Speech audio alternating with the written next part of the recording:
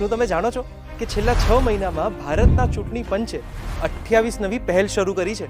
આ 28 પહેલો ચૂંટણી પ્રક્રિયાને વધુ સરળ, વિશ્વાસપાત્ર અને પારદર્શક બનાવવા માટે કરવામાં આવી છે અને 6 ભાગમાં વહેંચવામાં આવી છે. રાજકીય પક્ષો સાથે સહભાગિતા, ચૂંટણી વ્યવસ્થાની પારદર્શિતા, ટેકનોલોજીનો ઉપયોગ, મતદાર યાદીની શુદ્ધતા, મતદાનમાં સરળતા અને ક્ષમતા નિર્માણ. આજે આપણે વાત કરીશું પહેલા ભાગ વિશે, એટલે રાજકીય પક્ષો સાથે સહભાગિતા.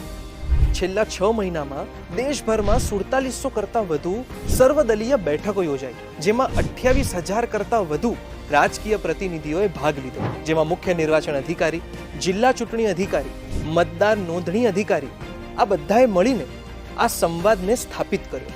એથી એક વાત તો સ્પષ્ટ થાય છે કે ભારતનું ચૂંટણી પંચ રાજકીય પક્ષો અને તેમના તમામ પ્રતિનિધિઓ જોડે સતત સંવાદ કરતો રહ્યો છે. આગળ આપણે બીજી પહેલ વિશે વાત કરીશું. આવા વિડીયોઝ જોવા માટે ECIના સોશિયલ મીડિયા પ્લેટફોર્મને ફોલો અને સબસ્ક્રાઇબ કરો.